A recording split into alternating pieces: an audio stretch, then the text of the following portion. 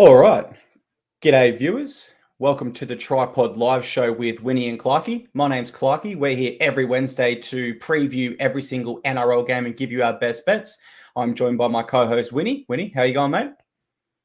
Gone pretty well, thanks, mate. My Finns are still undefeated. That's the good news. The bad news is a rough Sunday arvo, which we touched on in the recap. That Doggies game cost us a best bet, cost us a mixed matchup. We didn't win the same game at all your try score tip last week. So 1-1 at best bets. I think 5-4 for the season, which is, just a little better than mediocrity, but got a couple more to share this week and a super exciting round to unpack as well. Awesome, mate. And if history is anything to go off, a 9-year tracked winning record, I don't think there's many punters who can say that, particularly around the NRL, when as we know how even the competition can be. With that being said, guys, we know what you all love, so let's get it straight up at the top of the show. It's time for the best bets, presented by Lana Tradie Software. Lana helps tradies to ensure they win more jobs and never lose the lead again. If you're a tradie or any business owner looking for an edge, Lana is your best bet. Use the show code TPLive to save 10% off. Check out their website, book a consult, and find out a little bit more if you are interested. With that being said, Winnie, we know what the punters love. It's the best bets. Let's get them underway. And here they are, opening game of the round. I am taking the Penrith Panthers. I think they're just going a lot better than Para. They're fresh. Para's had a horror draw. We've talked about a lot of the reasons why the season started so badly for them. Close but no cigar, 3 straight weeks. But this is almost an insurmountable task now, and I just can't understand. This line's lower than the grand final. Penrith seem to be nearly as good as the grand final team, whereas Parramatta seemed way off the side that they were last year. And then I'm going Manly. I can't quite understand why there's such a decent underdog on Saturday against the Bunnies. I see this game as a true coin flip. I think it's going to be a beauty of a Saturday night encounter, Turbo versus Latrell. And I think with the forwards that Souths will be missing in this game, Manly's got every chance. So I just had to take the plus 5.5. So Penrith was minus $7.5, $1.90 Ladbrokes. And Manly plus 5.5 is pretty much across the board, but I've got a $1.90 on better there. What do you reckon of those, Clarkey? Mate, I'm with you on one of them. I won't reveal which one just yet. And one of them I absolutely love. The other, I am going against you, but I'm going against the grain like I did the Warriors-Titans games last week. One thing I do love is that comment there from James Mackey. He says, Clarkey looks like foreign. I love it, baby. Great comment, guys. And, of course, we are. And Joey White, he's giving me a rap, too. He says, Clarkey's a good-looking fella. This is amazing. This is the best live show ever. Mate, this is what you get when your face is sat beside mine. It makes you look so good by comparison. So I'm doing you a favor. I've got a filter, multiple lights studio, and the missus has done my makeup before. But no, appreciate the comments, guys. Of course, we are live, so we love to bring the comments up and read them as we go through the show. With that being said, let's get onto the show. Let's get on to Thursday night. It's the Eels versus the Panthers. It's at CommBank Stadium. The line is set at minus 7.5 in the Panthers' favour. For the Eels, Madison returns for his first game from suspension. That moves Matt Dury to the bench. And Brendan Hanswinny, a young hooker, he's named for his debut off the bench. I don't know too much about him. For the Panthers, Scotty Sorensen returns from his head knock, so that moves Matt Eisenhuth, out of the side. I know how you're seeing this one. It's one of your best bets, but maybe a chance to elaborate a little bit more on why you like the Panthers in this one. Yeah, absolutely. Well, one thing that piqued my curiosity this week was Brad Arthur being quizzed about the game and saying that he hasn't watched back the NRL Grand Final. And he made a comment like, look, if we work hard and we get there again, I might watch it because I can gain something from it. But at the moment, it's not going to do me any good. And I kind of thought, well, at the moment, you really need to win this game this week, and you do happen to be playing the team that tore you to smithereens last October. Wouldn't you watch it back just to see what they did? The sides aren't that different. So I don't know if he's kind of living in denial, and I'm just trying to understand in my mind why this game is going to be all that different to last year. I know that Penrith's had a couple of departures. I know they started slow, but I feel like they showed a lot of signs about still being a mean team that's still the team to beat in 2023 when they really nearly ran Souths off the park, and maybe South's late fight back made that game look closer than it was because it wasn't that close for the first hour. And now Penrith's been cooling their heels for a week as well, which is just ridiculous how the draw works out that Parramatta has to keep facing sides off a bye. It's not fair, but, no one's going to shed a tear for them ultimately. And look, you might say Parramatta is going to be more desperate. You might say it's the ultimate revenge spot for Para because they got their dreams destroyed last year. But I will argue that Penrith will treat this like they need redemption because Penrith got beaten by Parramatta twice last year in the regular season, including at Combank, the game where Cleary got sent off for that spear tackle and then they didn't really have a chance to win. So I know Parramatta wants to win. Sometimes when you play Penrith, it doesn't matter how much you want it. They don't let you have it. I think Penrith's going to take great pleasure in putting another nail in this early coffin for Parramatta this year. I don't take pleasure in saying that, but I just think it's going to be really tough sledding tomorrow night. Penrith doesn't want to go 1-2, and I think not only will they win, but they could put on a bit of a show. You know what? I think if any team would really love to stick it to Para and make them go 0-4, which stats show I believe it's impossible to win a premiership after that stat. It is their rivals, the Penrith Panthers. There does seem to be some genuine dislike between these sides. That being said, I am seeing this one slightly different to you, Winnie, but it's more of a gut feel. I'm going to tip the Eels off that gut feeling I had last week with the Warriors and the Titans for upsets. I will say the Panthers have won 6 of their last 8 against the Eels, but the 2 they did lose were indeed in the regular season and at Combank. But I guess there is a key consideration there, as you touched on. The Nathan Cleary send-off probably did sway that heavily in the Eels' favour. As I say, it's a gut feeling. I think the Eels are a little bit too classy to start this season 0-4. And I certainly don't think they've been out of games to any extent where I believe they're an 0-4 side. They've been really close. It's not an easy game against Panthers, but I do feel they've been very, very close to these games, and they might have enough desperation to sort of get over the line there. With that being said, though, Penrith are coming off the bye, which so far this season, it looks like that's a huge factor. We still don't have enough data to sort of say that confidently how important the bye is. But certainly so far, it does look like it's a factor, and that's in Penrith's favour as well. All things said, I will definitely acknowledge this is a gut feeling tip. It's an outsider tip. I expect everyone will be against me, and I completely agree with a lot of the reasoning you offered there, Winnie. And I will say for punters, if you don't like the Eels or you do like the Eels, maybe you could consider, if you're interested in a multi on this one, Micah Sevo. He scored 38 tries in his past 39 at Combank. It's definitely a ground that he loves. And I think you'll be on Sunia Taruva's side, who isn't as experienced in the NRL defensively. So potentially an opportunity there for Sevo to crash over. Fiji versus Fiji. Yeah, I'm not too sure what the odds look like there. There might not be enough value to justify that, but certainly a strike rate of 38 from 39 is very, very impressive indeed. Friday night, we've got the Storm up against the West Tigers at Amy Park. The line is set at -9.5 in Storm's favour. For the Storm, Jerome Hughes last night, guys, was unsuccessful in overturning his dangerous contact charge, which means he'll miss the next 2 games, this one included. I know what you guys are thinking. No Taylor May rules here. He has to serve the ban now. Munster does return in the halves. That's about 90%. It's not 100%. And he's looking like your partner, Jonah Pezzett, who debuted last round. For the Tigers, fair few changes here, guys, particularly around their spine. Adam Dwayhe, or Dewey, moves to fullback. That moves Brendan Wakeham to 5'8". Charlie Staines to the wing. Norfoluma has been dropped, and I think he's going to sign with the Storm, but that's a story for another day. Papali'i returns from his suspension. And here's an interesting one, Winnie. I thought Joe Offahan-Gowie was one of their best last year. He's been dropped for Alex Seyfarth. So a lot of changes there for the Tigers. Storm without their halfback. How are you seeing this one? That's such a big loss. And I don't know about you guys, but I'm not sure what the Storm thought they were fighting. Like, it seemed like a regulation kind of shoulder charge by Hughes if they thought he was going to get off just because he is a halfback. And by fighting it, he's got 2 weeks, which means he won't play next week against the Roosters as well. I think that's right. No, Roosters game is in another couple of weeks. Sorry, but he's still going to miss 2 games regardless. So for me, the absolute key in this one is Munster 100% back, because I still heard that he had to still be medically cleared this week because he had a rod or something in there from the surgery, right? I mean, I would not play the Storm right now. What if you played the Storm today and then found it actually Munster, like, he's not cleared, he can't go?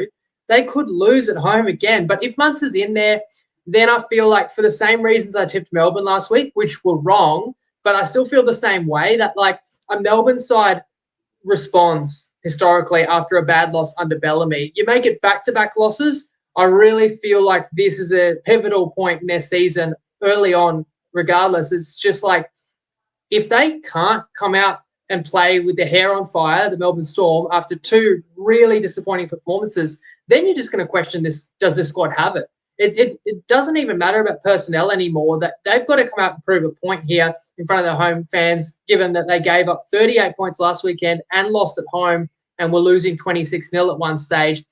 So I tend to believe that the Storm will, even though they have these deficiencies. I think that, again, assuming Munster comes back, and although Hughes won't be there, Peasant looked pretty good, and you've still got Harry Grant. You still do have some rep forwards. And, of course, this Tigers side, that's the other issue, is what do we make of them? Now, a lot's been made of their position change. Look, to me, 20 to go, whatever it was, you switched Dewey to fullback. You're down 20. You had Wakeham on the bench, so you wanted to bring him on. The other thing is you didn't have your first-choice fullback last week. Laurie was injured, so Staines was at fullback. Staines can naturally play wing. It made sense, right? Now, they scored 3 tries. I don't really want to get into all that again. But does that prove the switch worked? I don't really know if it was like because Dewey was fullback or because Wakeham was there. I don't even know if those players necessarily, were instrumental in those tries.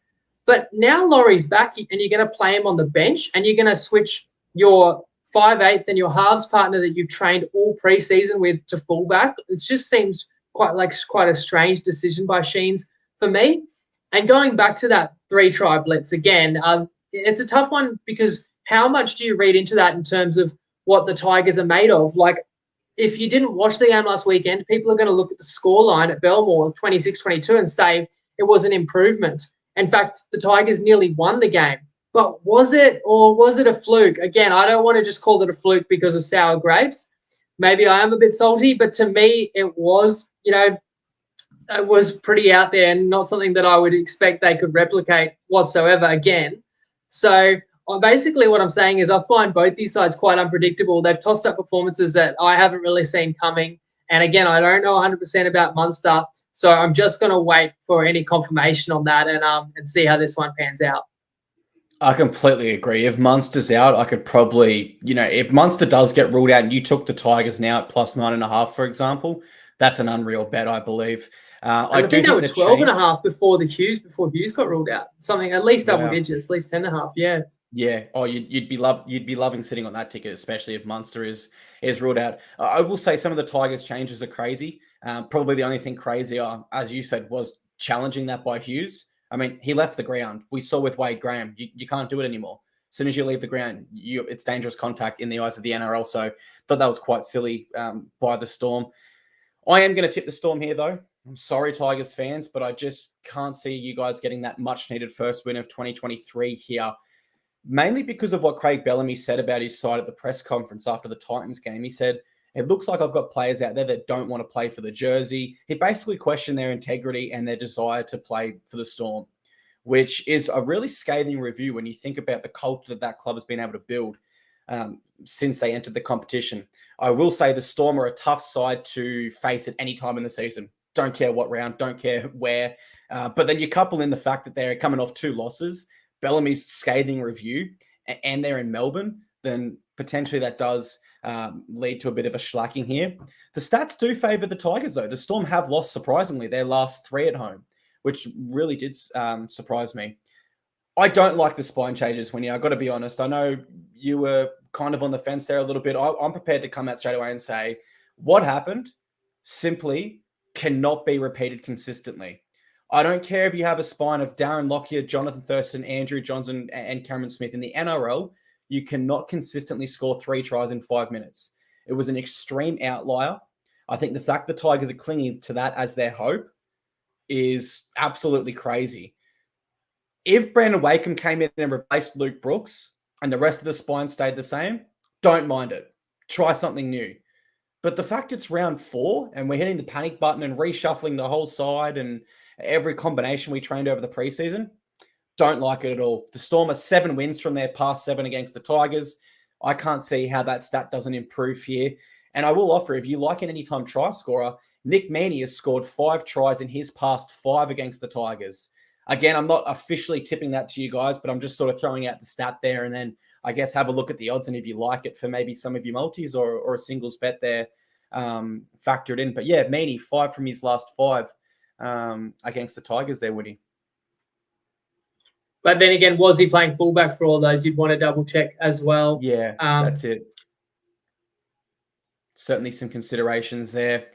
Friday night, the blockbuster game that everyone is on the edge of their seats for. 2 undefeated heavyweights of this competition, really, from Queensland at Suncorp Stadium, guys. It's the Dolphins versus the Broncos.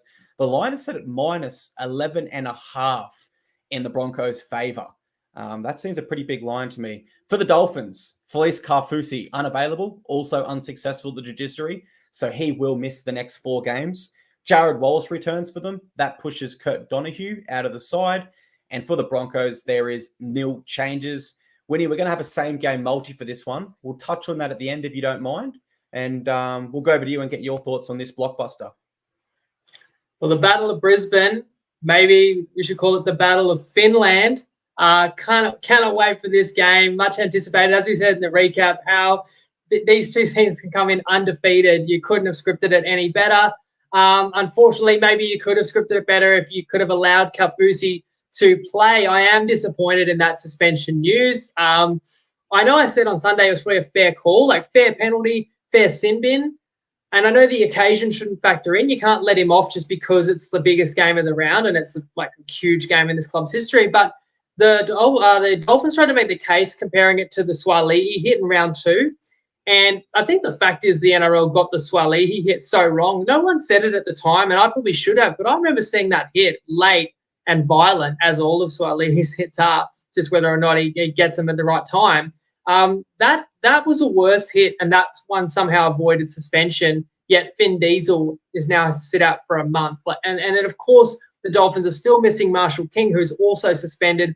As you said, on the other hand, Kevy's men are flying and they're unchanged from the side that romped home against the Dragons. And people who followed us will know I've had a best bet on Brisbane each of the past 3 weeks. So I've been a big believer in Brisbane. I think they're a genuine premiership contender. I really think they are a top 4 side.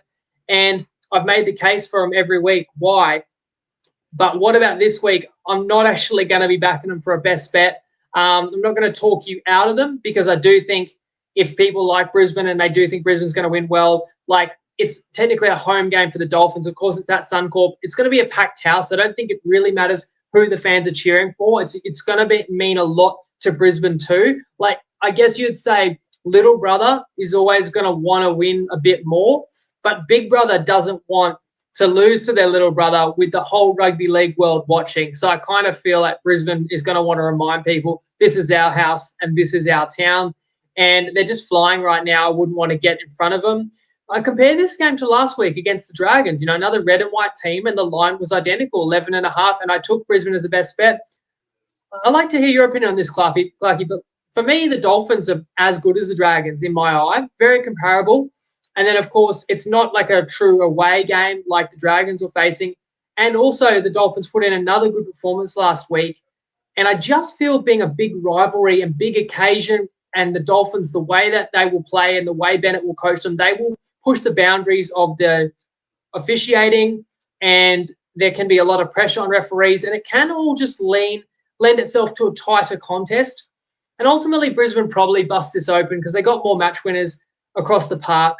But another reason I wouldn't take the Broncos for a big win necessarily is even if the Dolphins are down 2 tries, even 3 late in the game, they're not going to give up. They will keep fighting in front of their home fans and to, restore pride. If they lose, they're not expected to win, but they don't want to get thumped. So I think they'll fight for 80, and I just can't wait. And imagine if it is close. Imagine if it's within 1 score with 10 to go. The tension at Suncorp is going to be absolutely palpable. And maybe we'll have a same-game multi that's in the mix with 10 to go as well, because I will be cooking one up. So I will have to show my hand on this game a bit further on Friday. And, of course, you'll find that on Better. If you need a Better account, there's a link in the show description. Yeah, absolutely. And, I mean, I know you've spoken about in previous games being stiff for the cliff, but I'm feeling a little bit flaccid about their chances in this one, if I'm absolutely honest. I just feel like the Broncos and the fact that Kevin Walters is sort of viewed as, someone that's been under Wayne Bennett his whole career. I really think this whole sort of Broncos, from coach to the whole 17, are going to want to send a message. And I do think that you look at their roster and what they've been able to do to teams at certain stages this year, such as beating the Panthers in Penrith, slacking the Dragons in the final 10 minutes. I do think they've got the capability to do that. And I do think they view the Dolphins as a genuine emerging rival by the fact they are 3-0 in the competition. This could be one of the game's biggest rivalries in future years. And this could be the game that sort of people go back to and the rivalry is set and the future's judged off. Maybe not a best example, but, State of Origin game 1 when Arthur beats and bashes his own teammate. It kind of set the tone. I'm not saying that's going to happen here, but certainly, there could be a bit of feeling in this one. That being said, I know you'll love this stat. Wayne Bennett has a great record when coaching against the Broncos. He's won 5 of his past 6 he's coached against them. And the Dolphins skipper, Jesse Bromwich, has won 21 games from his 23 starts across his career at Suncorp, only ever losing 2. And he debuted in like 08 or something. So your captain and your coach love beating the Broncos and love playing at Suncorp. So if you are a Dolphins fan, maybe that plus 11.5 line does look pretty tasty. I do think it'll be a little tough for that Jeremy Marshall King and Felice Carfusi, in all honesty. I think they're 2 of their best. I really do. So that does make me shy away from them and probably lean more towards the Broncos with the minus 11.5 there. I do have a bit of a value anytime try scorer for you guys to consider here. Ezra Mann, he's got 8 tries in his past 9 at Suncorp. We saw him score last week and, sort of do that showboat, sending the message to the Dolphins. So he's up for this contest. And Selwyn Cobbo, he was part of the multi I offered last round. He's now 16 tries from his past 15 at Suncorp. So he loves playing there too. But yeah, certainly some opportunity there if you guys do like same game multis. And if you do like same game multis, then we will have our better same game multi for this Friday night game. If you'd like to sign up and prepare for this, the link is in the show description right now as we're live. Better are the new kids on the block. They're also producing content for the Fox League NRL Lab. This week, the panel put the blowtorch on the Storm and the Cowboys, and they discussed the game that we just previewed in greater detail. And of course, on the Friday prior to the game, you can find that same game multi on Clarkey's Rugby League column, social medias, and also the TryPod. We've also hit a $7 one in round 1 this year. So there is, let's say, Winny cooks up some value for you guys. He doesn't go shy on the odds there. Saturday. Yeah, one that I got wrong, I had Cobbo to score and he didn't. I'm trying to remember, did Cobbo score last week? Because I know he got denied. He did score. Well, I can recall the one he got denied. I actually quite liked that. I would have given that a try. The deliberate tip on that he got called on Reynolds' kick that the Dragons couldn't defuse. I don't know. I didn't think that was so much a deliberate tip. I thought he got his fingertips. And just to respond to a couple of those stats, I mean, you're saying Bennett's got a great record, 5 of his last 6 against Brisbane. To be fair, they're probably all coaching Souths. And what did Bennett do with Souths? Took them to a prelim or a GF every year. Yeah. And Brisbane's struggled for the last few years. So I don't think, there's only so much you can read into that. And as for Jesse Bromwich, well, he played for the Melbourne Storm, who have owned Brisbane for the last few years as well. It's a little bit of a different story. Now they are both representing red and white. But look, I hope that those stats bode well for the men from Finland for sure. Yeah, I'm a stats fan. I love stats. But as you've pointed out a few times now, they don't always tell the full story, do they? Well, you can make them tell any story you want. I guess that's the thing. But I'm sure people appreciate hearing them just for interest. Absolutely. Saturday, it's my boys, the mighty Gold Coast Titans. We're heading to Townsville to take on the North Queensland Cowboys. For the Cowboys, a big out, Ruben Cotter. He suffered a bit of a meniscus injury in his knee, so he's out. That brings Griffin Neem into the starting side and James Tarmo onto the bench. For the Titans, nil changes to their 17. What do you think, Winny? Are my boys a chance, or you think Cowboys? I give you boys a chance, kind of like I said last week, but in fact, you'd have to say your boys have been the better team of these two so far in 2023, and the Titans haven't been all that good. I mean, defensively giving up more than 4 tries a game, but that just goes to show how lackluster North Queensland have been so far. And why I will tip North Queensland is because I'm wary of that bounce back factor. You still have to respect what is a good team, and the Cowboys still are a good team off disappointing performances. I covered in the recap how I really do think they're a limited footy side. I feel like they don't know who to throw the ball to change a game or to open a game up, especially with no Drinkwater there. And it wasn't, none of these guys did it last week, but it doesn't mean to say they couldn't have a better game this week. I'm looking at you, Taumalolo. Nanai, he was on the Kangaroos tour. He needs to go to another level this year with more experience. Holmes has played for the Kangaroos numerous times. Dearden got that Origin debut last year. He needs to have a better season this year. They're young players that should be on that trajectory. Is Helium Lukey the wild card? But he is off the bench, and I think Cotter is a big loss. When I look at the Titans, in their own right, they have players that can change a game and can turn the tide. Brimson's had an awesome year. Tino does it every week. And Fafita, of course, we know what he can do on his best day. I do recall last year, Holbrook thought it would be a genius idea to play him in the centres, and he got an absolute bath. But assuming that he will play in the back row in this one, and of course, Jaden Campbell off the bench as well could be key in hot conditions up in Townsville. Geez, I don't know what friends the Cowboys must have with the draw makers for the NRL, but to get all these home games and to get them Saturday afternoon or Saturday like early evening when it's still hot and sweltering, and maybe that helps the Cowboys get the edge over the Titans, because I could see it being close. I do know that the Titans won't go up and underestimate North Queensland. I feel like some teams might have done so a year ago, thought it wouldn't be such a tough trip up north, but teams soon figured out that wasn't the case. The Titans got belted by North Queensland a year ago, and I remember it well because we actually had a best bet on the Titans, and they got beat something like 30-6. And then the Titans couldn't even beat the Cowboys last year in an Origin week when the Cowboys had 6 of their best players out. So I think the Titans understand if they're not at their best, then they will get rolled in this one. But the line's over 6, so it's a pretty generous line. I'm not going to touch it in either direction. I do think it's about fair, and I do think your boys are live underdogs in this one. I certainly hope we are, but I'm not going to tip us here, unfortunately. I feel like a bit of a turncoat, but I just think the Cowboys will have a little bit too much class for us. And I do think there are some question marks over our defense after last week. Maybe I'm being a bit too tough with those really hot conditions against the Storm, but certainly it was a lot of points leaked. Whereas for the Cowboys, kind of touched on this on the recap show, I thought they were pretty defensively sound against the Warriors. It was just the Warriors had something like 6 sets in the Cowboys 20 and field position for majority of the game. And I think that was sort of caused by the Warriors continuing that pressure more so than sort of game-breaking moments like the Titans might have to rely on.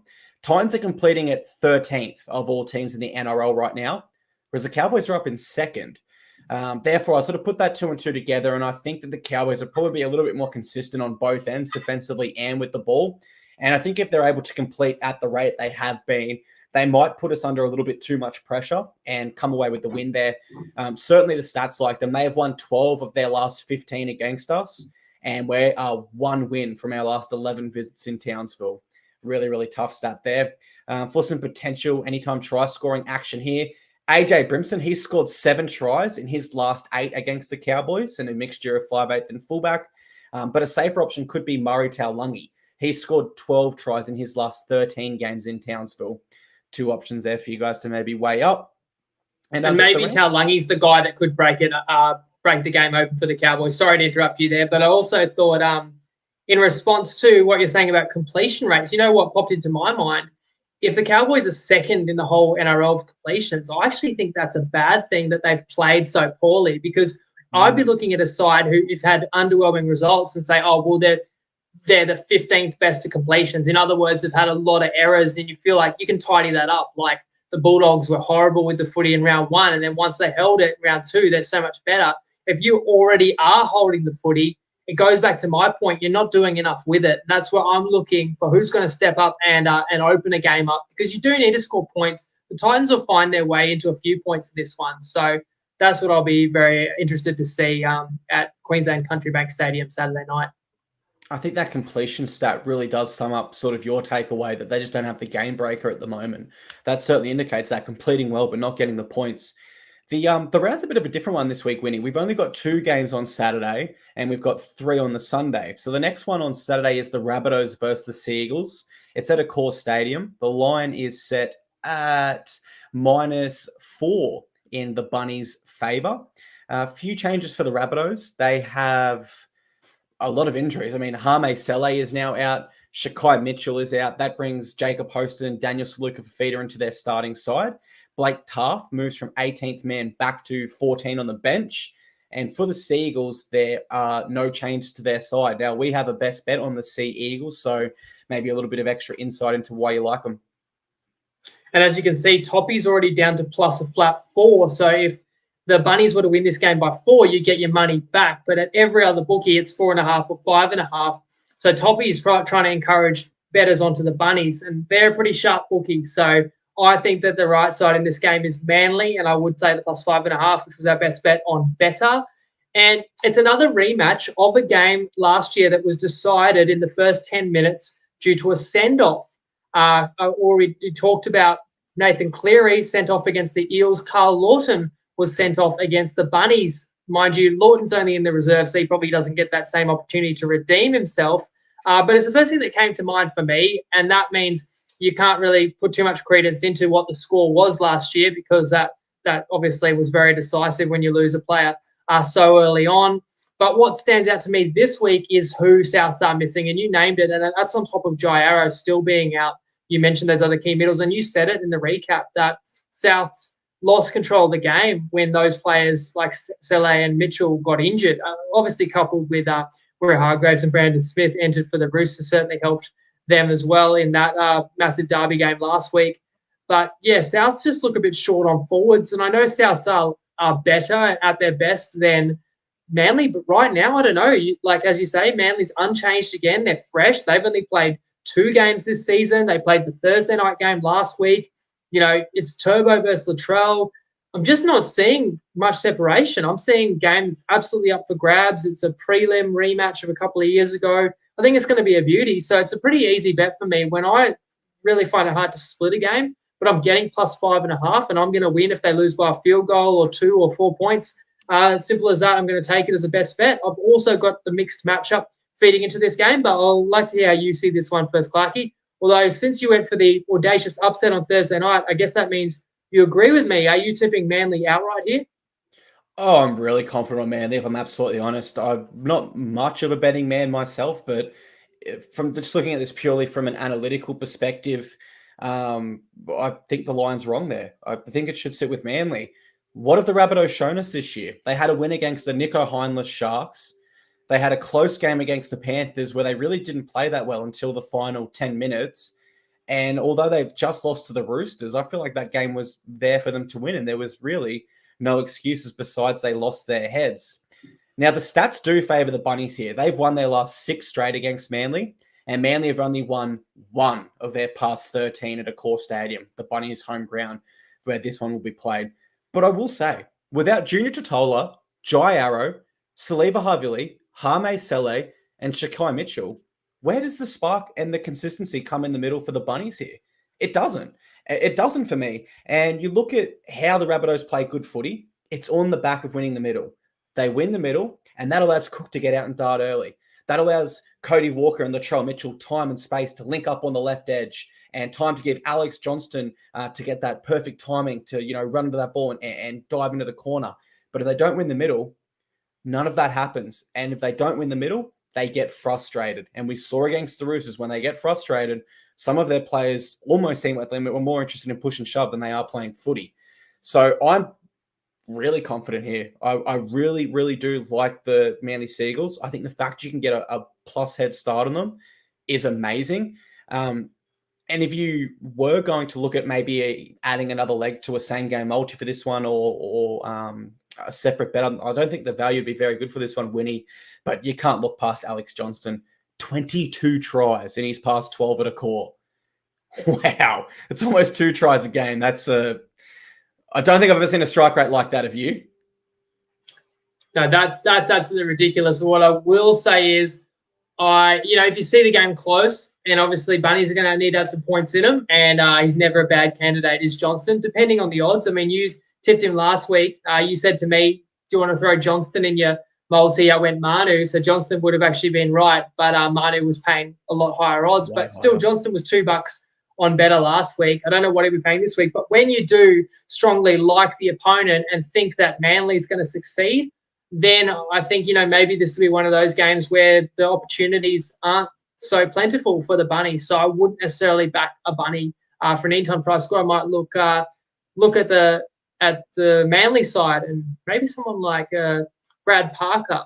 Yeah. He's on that left edge, right, where Schuster is causing teams a lot of problems, and Turbo is always a threat out the back. A bad option. I guess I'm going in that direction. That I don't necessarily think Souths are going to score a lot of points. I know that Manly gave up how many? 30 last week, even though they won. But I think that was just a bit of a wild game, and it was a hot night as well. And I think Manly will also want to tighten up their defence in this one, and that's what Bunnies need to do as well. They've just come off a really tight game, so I don't know if you're going to agree with the mixed matchup this week because you reckon the Eels have got a chance for an upset, but I am thinking that Penrith could really go big on Thursday night.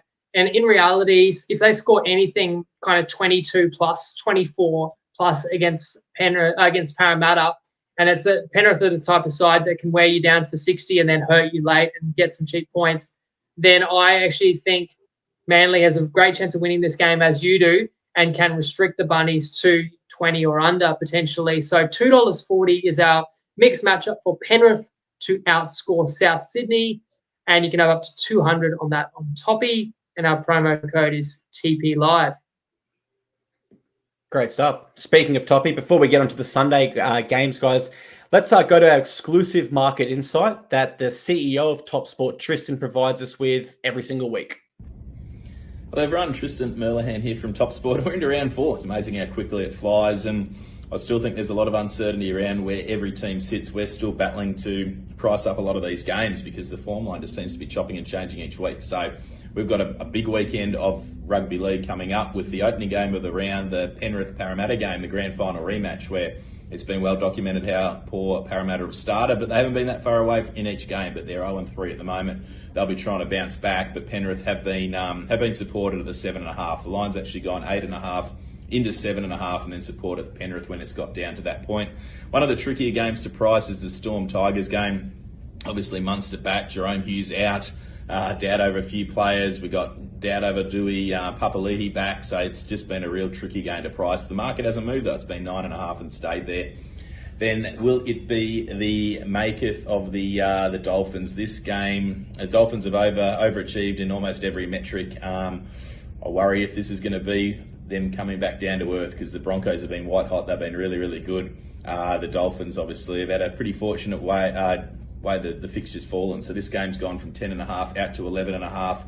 And one of the big moves has actually been the Sea Eagles. They've been back from plus 6.5 into a flat 4. Manly have been very impressive to start the season. The Bunnies have been pretty good too. It's going to be an absolute blockbuster out there on Saturday night. And then finally, the other game that has seen a little bit of movement has been the Raiders against the Knights. Obviously, the Knights still missing a stack of players. That game's gone from 5.5 out to 7.5. One-way traffic for the Raiders. Unfortunately, the Knights are still down on troops. They've got a few guys that are doubtful, and probably the way that market's moving would indicate that it's probably likely a few are going to miss. Hope you back a winner over the weekend, and as always, gamble responsibly. Great stuff there from Tristan. And if you'd like to support our show and sign up to TopSport, our unique code, Winny just said it, it's TP Live. If you do sign up, make sure you message the TryPod page on Facebook and let us know. With that being said, guys, we've got 2 more games to dig our teeth into. Sorry, 3 more because it's a bit of a unique round. So we open with the Warriors versus the Bulldogs in New Zealand at Mount Smart Stadium. The line is set at -1.5 in the Warriors' favours. For the Warriors, Chance Nickel-Klookstar is back. That forces Tane Tuapiki from their side. Jackson forward. I thought he had a strong start to the year. He's back at the back row. Wade Egan is out, though, for them, replaced by Joey Lussick, as is Mitchell Barnett. He's not recovered from that neck injury just yet. For the Bulldogs, nil changes. They will line up the same as they did last round. Line suggests this will be a very close one. Winnie, are you seeing it that way as well? I am, for sure. I do think Egan's a big loss. Barnett's been strong for the Kiwi outfit as well. But as you say, forward back is big. And I'm looking at Josh Curran in the reserves as well. That would offset those losses if he was to return too. Of course, this is the first game of the year at Mount Smart because New Zealand's home opener was in Wellington. And I think that they've got the strongest home advantage of any team in the competition when they do get to play at Mount Smart, when you factor in that the travel that the other team has to go through and just the emotions of the crowd, understanding what's gone on in the past 2 or 3 seasons.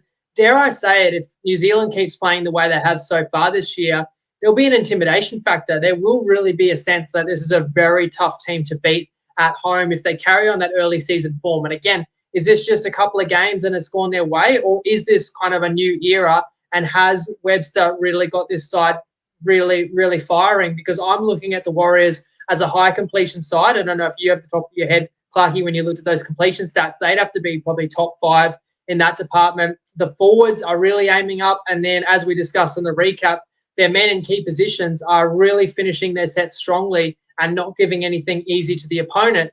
And although the Dogs, I believe, are the better team, and if you ask me right now who's going to finish higher on the ladder, I'd still say the Bulldogs, and they've got a higher ceiling. It's still a matter of the game being in New Zealand and the fact that I've got to respect the Warriors' form. And as I said about the Tigers, I don't know what to do with those 4 minutes of hell for us at Belmore. How much do you read into that for the Bulldogs? Are you going to downgrade them a bit, or are you still going to say they were utterly dominant for the majority of that match, and they were dominant for actually one whole game in Melbourne and then 3 quarters last week? Maybe you give them a pass, and maybe you say, yes, they gave it up 3 tries. That's only going to make them more focused and more ruthless, and give Serraldo good ammo to keep drilling his team and get the best out of them this week. So I could definitely see this game going either way. And if I have to pick it, I'm just going to lean to the home side. And that's exactly what the odds are reflecting. And I think a lot of people are going to kind of feel the same way. So I'll sit out of it, but I definitely expect a tight one. I'm kind of on the fence for this one too. Warriors are completing equal second highest at 81%. But what's impressive about that is when they have the most decoy runs, most line breaks, and most line break assists of any team over the first 3 rounds. So not playing conservative footy by any means. I can see why the Warriors are favourites here, pretty much for the exact reasons you said. But I do lean with the Bulldogs here, just not with any great confidence. I did annoy Warriors fans this week on the page. I had a follower take saying Andrew Webster has completely turned this side around and they're a genuine top 8 chance. And I had to disagree. I said, look, I just haven't got enough data over 3 rounds or anything to really sway me to 100% say that's the fact. I've got to, this is a bad one for Warriors fans. I'm so sorry to bring this up. Look, they beat the Cowboys last year by 1 point, and then they lost their next 2 games. One of those games they lost was to 60 points to the Melbourne Storm. So history shows us that, they can have a great week and beat a great side last year like the Cowboys were, and then just completely derail again. And although that could be the old Warriors, we just don't have enough evidence to 100% say they're sort of over that as a club. Certainly if they win here, they go a long way to proving that they are over that hurdle there. I do think no Wade Egan really hurts them. I think he's been one of their best this year. Very creative at a dummy half, which does get their forwards on the advantage line, whereas Freddie Lussick is more of a service dummy half. Doesn't hurt them too bad, though, because Sean Johnson and Tamari Martin, with the form they're in, maybe you just want them getting the ball from the hooker. The Bulldogs have not won at Mount Smart since 2011. And the Warriors have won their last 4 against the Bulldogs.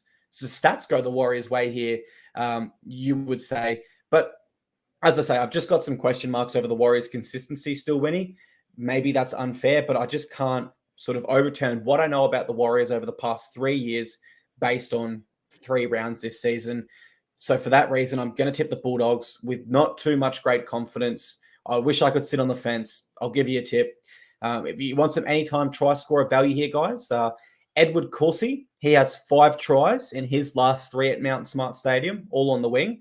And Josh Adokar is in some try scoring form. He's got 19 tries in his last 21 NRL games. So 2 there, maybe to consider if you like.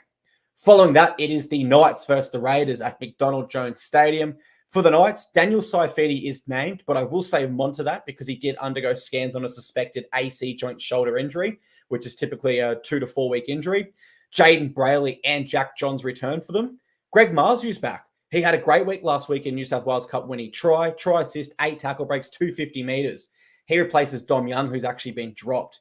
And Kurt Mann is back for them at lock. That's another big inclusion.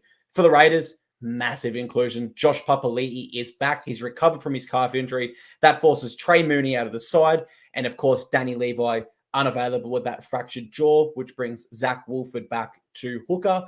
How are you seeing this one? Can the Knights get it done at home? Or you think the Raiders are going to make it back-to-back wins? Well, Brayley gives them a chance. And Brayley is a big in. But then as if they needed any more injuries, as you say, Daniel Saifidi, the shoulder concern. So will he play? And if he does, is he limited? Frizzell in the reserves, probably unlikely to play, but would be a big boost to this Knights side. They're getting some troops back, but on the other side of it, for Pali'i to come back for the Raiders is massive because I feel like their pack has really stood up in all 3 games and looked pretty solid without him, to be fair. Now you add him in there, it's going to be formidable for anybody, especially a depleted Knights side.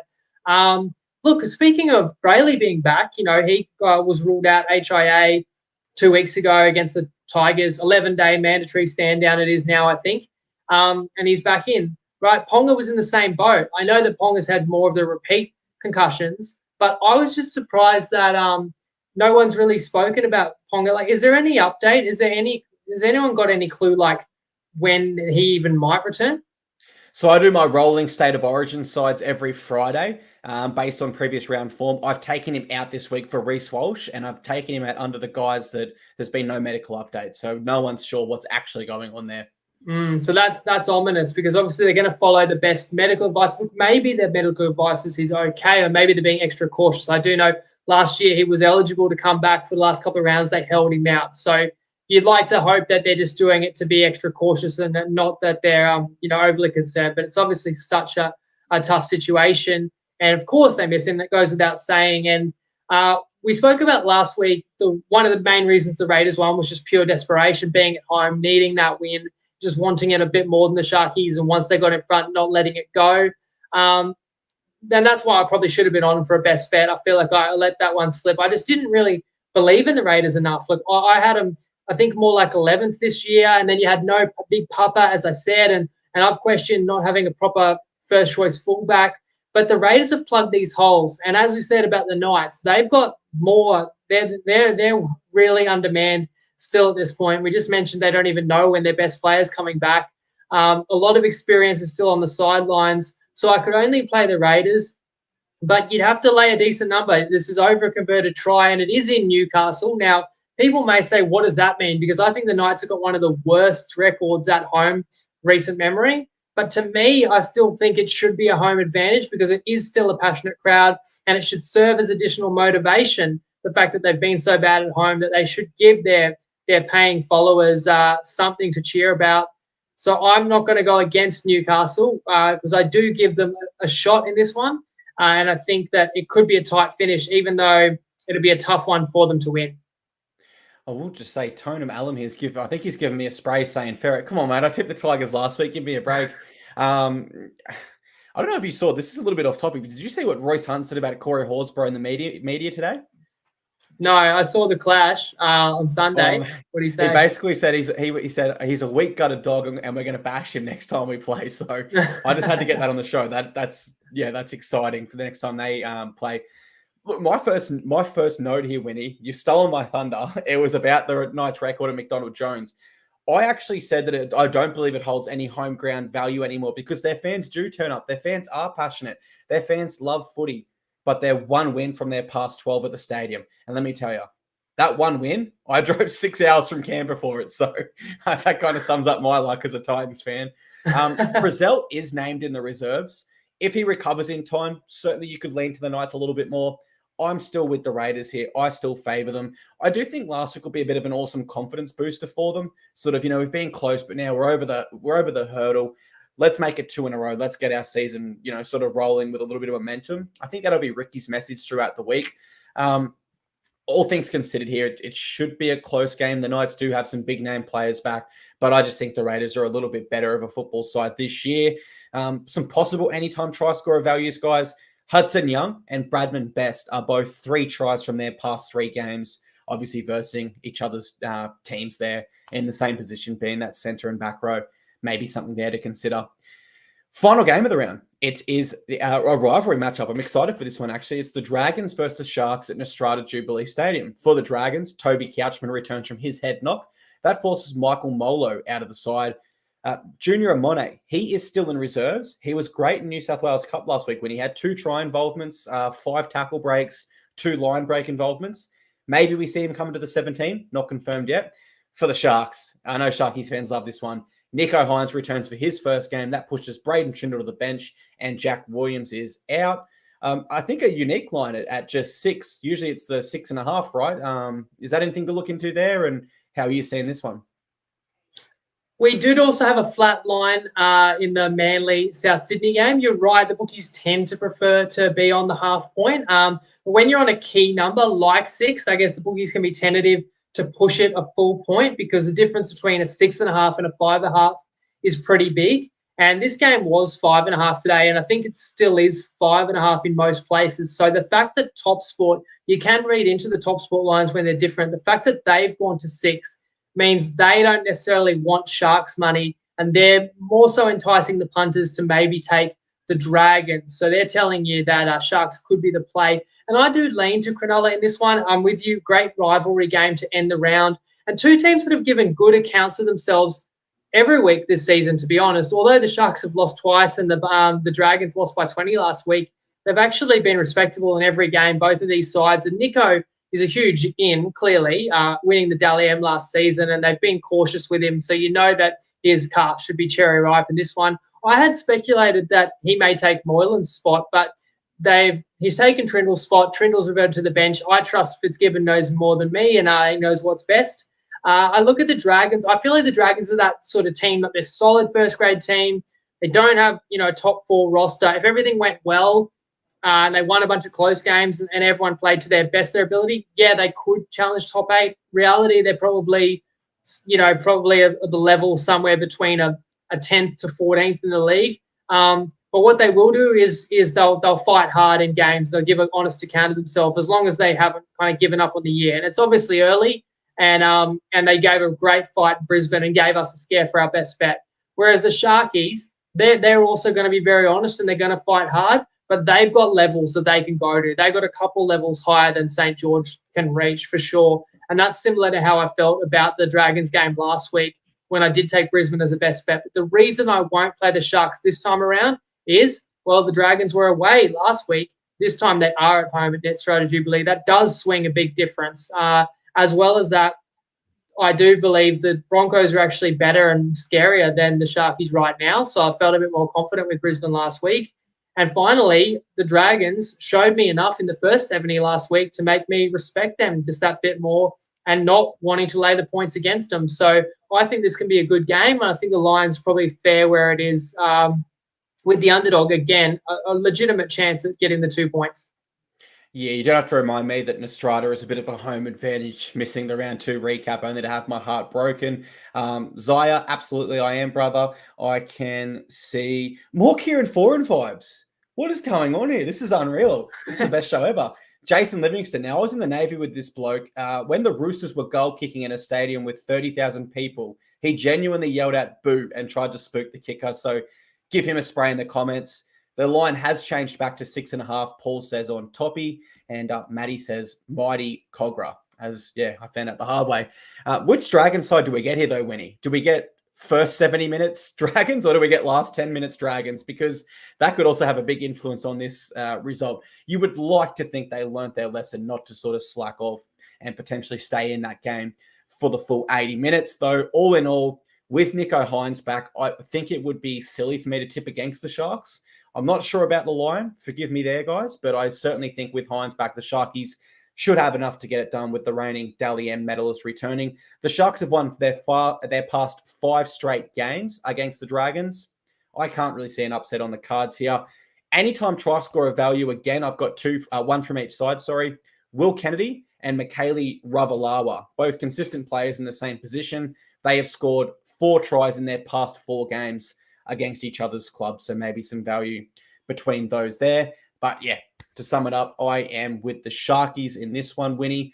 That does it for our preview of the games. Anything let me just jump in. Yeah, a couple more things. So from a punting perspective, this is important too, because you just said Toppy's gone to 6.5. So I was just looking on my phone then. So every other bookie's at $5.5.90 on this game. But Toppy's at $6.5.90. That's a genuine advantage for the punter. There's about a 20-cent difference in price of what those two lines should be. If you like the Dragons, you've got to play them on Toppy and play the plus 6.5. A game can land Sharks by exactly 6, 1 in every 15 times. And it's very, very consistent over a season, over long term. That's the difference between a loss and a win. And obviously, if you like the Sharks, that's where having multiple bookies at your disposal comes into play. You obviously want to play -5.5, and you may want to play it soon, because you're seeing the direction TopSport's moving. That may be a cue of which direction the market might move. And another note about TopSport, why you might want to have an account, is you might want to get on Clarkey's favourite try scorer tip for the round, which they have given us the best price in the market on. And you said you like the Sharkies, so take it away, Clarkey. Yeah, this week I've gone with Sione Katoa. If you guys aren't familiar with this segment, basically every week TopSport will give me the option to select a try scorer that I think will cross over for the round. This week I am going with Sione Katoa from the Cronulla Sharks, a noted try scorer. And with Nico Hines back, I do get the feeling that Sharks will play both sides of the field a lot. With him gone, certainly Matt Mullen being a left side player, they have favoured Ronaldo Mulatalo's side. But my personal viewpoint is with Hines coming back, they should be able to play both sides of the field pretty effectively. And that does open up Sione Katoa as a huge chance to cross over for a meat pie. What odds did we get on that, Winny?